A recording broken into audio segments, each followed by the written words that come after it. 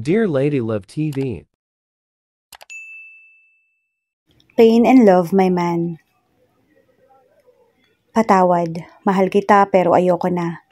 Tunghayan na natin ng ika-25 bahagi. Naabutan ni Sarah ang pinsan si Livio sa sala. Nakaharap ito sa laptop pero nag-angat ng pagtingin sa kanya. Wow, where are you going? Manghang tanong nito. May lakad kami ni Eugene. Casual niyan sagot. Kahit ang totoo, nagwawala yung puso niya. Excited si Sarah. Paano siya hindi magiging excited? Samantalang kitang-kita niya ang kakaibang kislap sa mga mata ni Eugene habang sinasabing may sorpresa ito sa kanya. That dress is awesome. You are going to get it laid tonight. Hoy, ano ba? Pinandilata ni Sarah ang pinsan pero muntik na siyang mapatawa. Getting laid, not a problem. Oh my gosh, Sarah. It was official. She was crazy. Nagtatalo ang isip niya. What? Nonchalant na tanong ni Livio. Sinasabi ko lang naman ang possibility. Maingat siyang naupo sa single couch. Kulang 1 oras pa bago ang pagdating ni Eugene. Excited na kung excited. Dumaan pa si Sarah sa mall kanina para lang bumili ng bagong dress. Isang yellow na off-shoulder dress ang binili niya. Tinernohan niya iyon ng black, strappy high-heeled shoes. Pakiramdam niya espesyal ang gabing iyon kaya naghanda rin siya. Hindi niya matandaan kung kailan ang huling beses na naging ganun siya ka-excited sa isang bagay.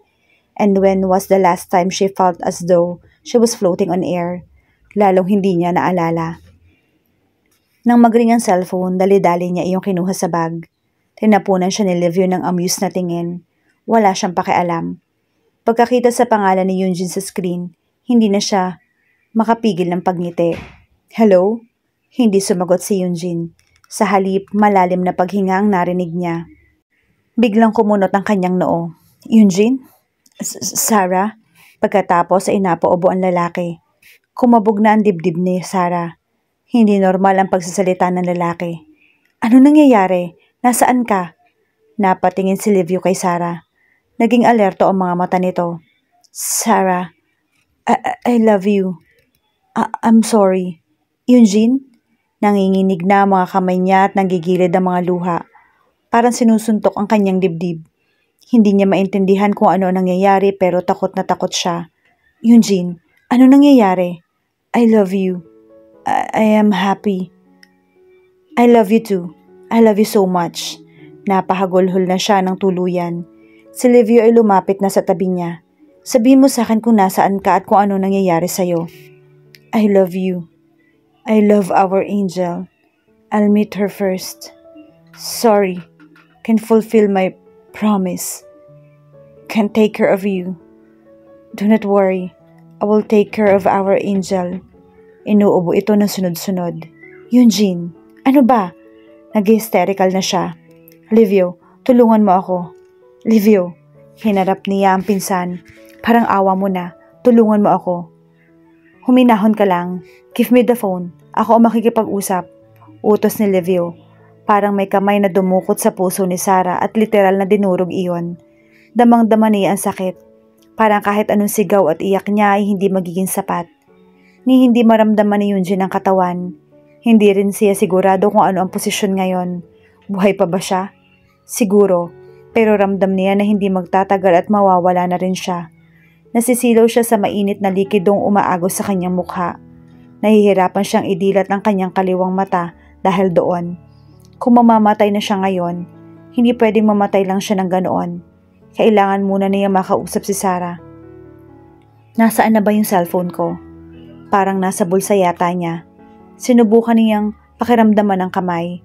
Parang naiigalaw niya ang mga daliri. Good. Pilit niyang iganalaw iyon at tinukot sa bulsa. Nang kumonekta ang daliri sa matigas na bagay, muntik na siyang mapasigaw sa tuwa. Stupid, you can't even feel your legs. Gamit ang natitirang lakas, nahugot niya ang cellphone. Nasa speed dial 1 si Sarah kaya kahit paano ay nakaparoon siya ng pag-asa. Please answer it, love. Please. Hello? Dumaloy ang luha ni Eugene pagkarinig sa boses ni Sarah. Her voice was the first thing he wanted to wake up in the morning and the last thing he wanted to hear before falling asleep. Eugene? Sarah? Sarah? Napaubo siya. Pero mabuti naman at may boses na pala siya. Ano nangyari? Nasaan ka? May pag-aalala sa boses nito. Gusto niyang umakto ng normal para hindi ito mag-alala. Pero paano niya gagawin yon? No, basta masabi lang niya ang mahalagang bagay. Sarah, I love you. I'm sorry. Nangako siya sa sarili na hindi na masasabi pa ang sorry sa babae. Pero wala siyang magagawa. He was sorry he was leaving her. Eugene, hindi na talaga maikakaila ang pag-aalala sa boses nito. Eugene, ano bang nangyayari? I love you. I am happy. I love you too. I love you so much. I love you too. And finally, he'd die happy. Humahagulhol na si Sarah mula sa kabilang linya. Sasabihin mo sa akin kung anong nangyayari at nasaan ka. Love you. I love our angel. I'll meet her first. Sorry. Can't fulfill my promise. Can't take care of you. Do not worry. I will take care of our angel. Inubuuli siya at parang mapapatid ang paghinga. Eugene, ano ba? Tulungan mo ako, Livio. Nandoon si Livio, and that was good. At least may magpapakalma kay Sarah. Alam niyang hindi ito pababayaan ng pinsan. He could not hold on to the cellphone any longer. His vision was becoming blurry. Am I going to die now? Guess it was alright. He had been so blessed. Sa buong buhay niya, 2 beses siyang nabigyan ng pagkakataon na mahalin ng isang Sarah. May masihigit pa ba roon? Nayakap niya at nahalikan ang babae at naiparamdam na mahal siya nito. Tuloy ay namigat ang talukap ng mga mata ni Eugene. Pero sa kabila ng dilim, nakikita niya ang nakangiting mukha ni Sarah. Tumatakbo ito sa ulanan habang tumatawa. Napakaganda ng ngiti nito. Mas maliwanag pa ang babae kaysa sa sikat ng araw. Naalala ni Eugene ang unang beses na nakita niya si Sarah. Hanggang ngayon, hindi pa rin siya makapaniwala na ipinahintulot ng Diyos na makilala niya ang isang tulad nito. Ang sabi nila, kapag raw malapit ng mamatay ay nagpa-flashback sa iyo ang buhay mo sa fast-forward na paraan. Pero naaalala lang niya ang mga pinaka-importante. And guess what? Sa lahat ng iyon, kasama si Sarah. His life story had always been about her. Them together. Not just the happy ones, also the sad ones, and the painful ones, the ugly and the wonderful. But to love them all. Sarah, my love, you are the best thing that ever happened to me. Mamamatay nga siguro ako pero mananatili naman buhay sa pangangalaga mo yung puso ko. 8 oras na si Eugene sa loob ng operating room. Hindi pa rin tapos ang operasyon. Ni hindi alam ni Sarah kung ano ba talaga ang lagay nito. Walang sino man sa kanilang lahat ang naghihintay sa labas ng operating room ang nagsasalita.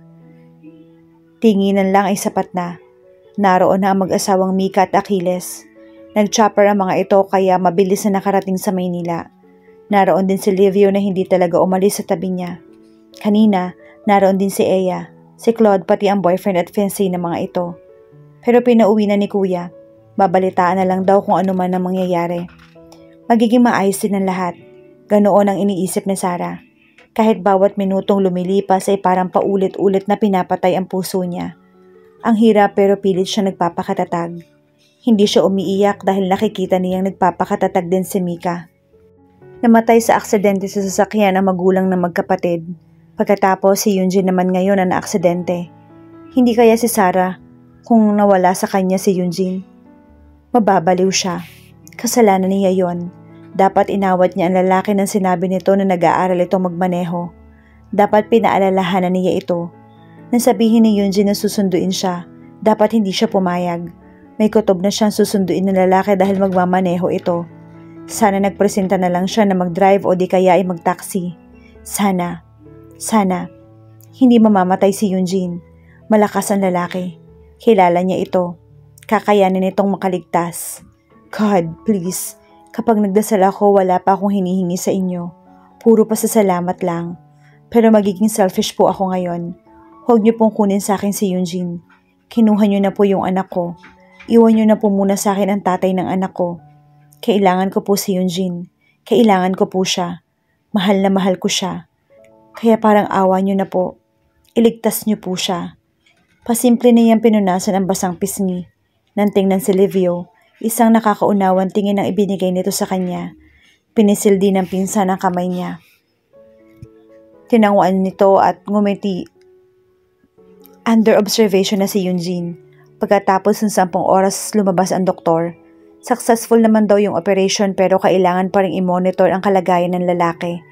Isinama ng doktor sina kuya at ate sa opisina nito dahil ang mga ito ang kamag-anak. Dahil sa tinamong head trauma, kaya hindi pa nagkakamalay si Eugene. Tumanggi si Sarah na umuwi kahit pa pinipilit ng kapatid. Gusto niyang siya ang unang makita ni Eugene kapag nagkamalay ito. Pero ang sabi ng kuya niya, hindi rin daw mangyayari yon dahil kamag-anak lang ang pwedeng bumisita kay Eugene kapag nagkamalay na ito. Parang sinampal si Sarah sa katotohanan iyon, na kahit mahal niya si Eugene at mahal din siya nito, hindi niya pwedeng iparamdam ngayon sa lalaki. Ang tanging magagawa lang niya ay ang magdasal. Sa umaga, napilit din siya ng kapatid na umuwi at babalik na lang. Natatakot siya na baka kapag umalis ay may mangyari. But she knew she was keeping her faith alive.